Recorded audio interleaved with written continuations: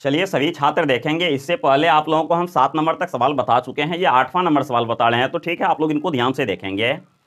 देखिए सवाल बोल रहा है ऊंचाई 2.4 सेंटीमीटर और व्यास 1.4 सेंटीमीटर वाले एक ठोस बेलन में से इसी ऊंचाई और इसी व्यास वाला एक शंक्वाकार खोल काट लिया जाता है, ठीक है। शेष बचे ठोस का निकटतम वर्ग सेंटीमीटर तक पृष्ठीय क्षेत्रफल ज्ञात कीजिए। तो चलिए ठीक है, यहाँ पर हम हल कर देते हैं इनको। यहाँ पर सबसे पहले हम बेलन बना लेते हैं। चलिए ठीक है, बेलन बना लेते हैं एक ठो। चलिए बेलन बना लिए। अब बोल रहा है इनका ऊंचाई है 2.4 सेंटीमीटर, तो यहाँ पर लिख देते हैं 2.4 सेंटीमीटर। अब देखेंगे इनका व्यास कितना है 1.4 सेंटीमीटर, ये है 1.4 सेंटीमीटर। चलिए ठीक है। अब देखिए सवाल बोल रहा है इसी ऊंचाई और इसी व्यास वाला एक शंक्वाकार खोल काट लिया जाता है। इससे क्या किया जाता है, अर्थात ये बेलन जितना बड़ा है इतना ही बड़ा, अर्थात इसमें से शंक्वाकार खोल काट लिया जाता है। चलिए ठीक है, इसमें शंकु भी बना ही देते हैं। ये शंक्वाकार खोल काट करके निकाल लिया गया है, ठीक है। तो बोल रहा है इनका संपूर्ण पृष्ठीय क्षेत्रफल ज्ञात करने के लिए, चलिए ठीक है निकाल लेते हैं। चलिए यहां पर लिख देते हैं बेलन तथा शंकु। यहां पर लिख देते हैं बेलन तथा शंकु की ऊंचाई बराबर, तो ये क्या हो जाएगा, बेलन और शंकु दोनों की ऊंचाई, अर्थात ये क्या हो जाएगा h बराबर 2.4 सेंटीमीटर। चलिए लिख दिए। अब देखेंगे ये क्या है, बेलन तथा शंकु दोनों का व्यास है 1.4 सेंटीमीटर, तो यहां पर लिख देते हैं बेलन तथा शंकु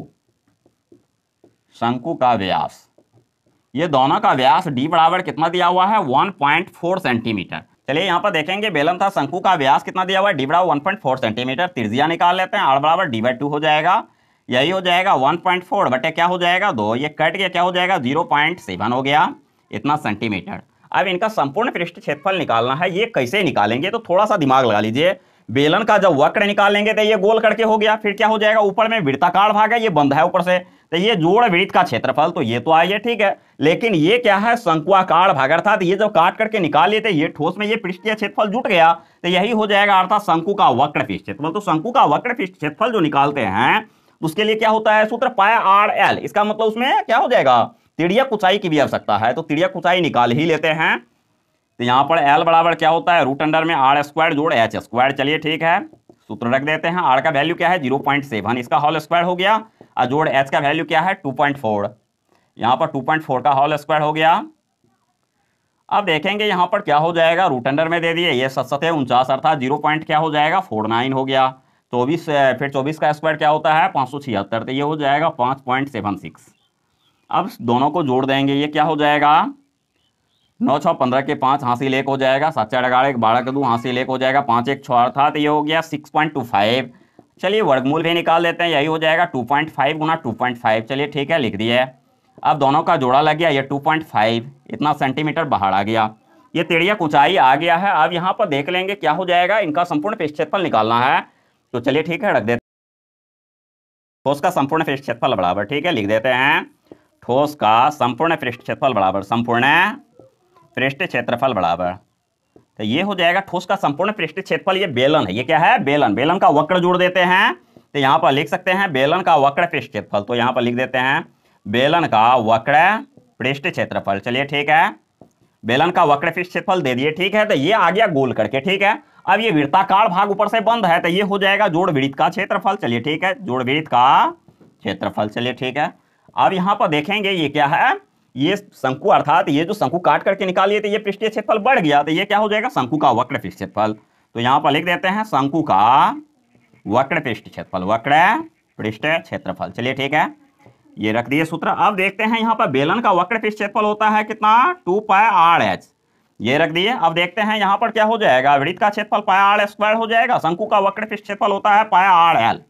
चलिए ठीक है, देखेंगे πr तीनों में मिल रहा है, πr कॉमन ले लेते हैं, ठीक है। तो यहाँ पर क्या हो जाएगा 2h बच जाएगा, फिर यहाँ πr जब हट गया तो एगो r बच गया, फिर यहाँ πr हट गया तो l बच गया। चलिए ठीक है, इसको लिख देते हैं। अब देखेंगे यहाँ पर क्या हो जाएगा, पाई का वैल्यू होता है 22/7, ठीक है, इसको भी रख दिए। r का वैल्यू देखेंगे कितना आया है 0.7, तो ये 0.7 हो गया, ठीक है।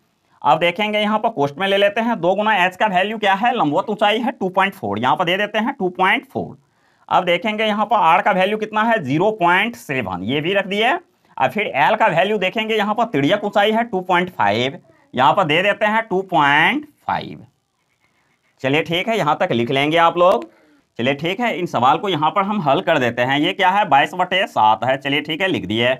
अब देखेंगे यहाँ पर गुना 0.7 है, ये भी लिख दिए। फिर यहाँ पर क्या हो जाएगा, क्वेश्चन में ये 2.4 गुना 2 क्या हो जाएगा, 4 दूना 8 हो जाएगा। यहाँ पर 2 दूना 4 हो गया, 4.8 हो गया। फिर देखते हैं यहाँ पर प्लस 0.7 है, फिर कितना है, 2.5 है। चलिए इसको भी ले लिए। अब देखते हैं यहाँ पर पॉइंट उड़ाए, ये क्या हो जाएगा, 0 हो जाएगा। तो यहाँ पर लिख सकते हैं 22/7 गुना क्या हो जाएगा, 7/10 हो गया। अब देखते हैं यहाँ पर सभी को जोड़ देते हैं, 8 7 15 5 20 के 0 हासिल क्या हो गया, 2 हो गया। ठीक है, यहाँ पर देखेंगे क्या हो जाएगा, 4 2 6 2 8 हो गया।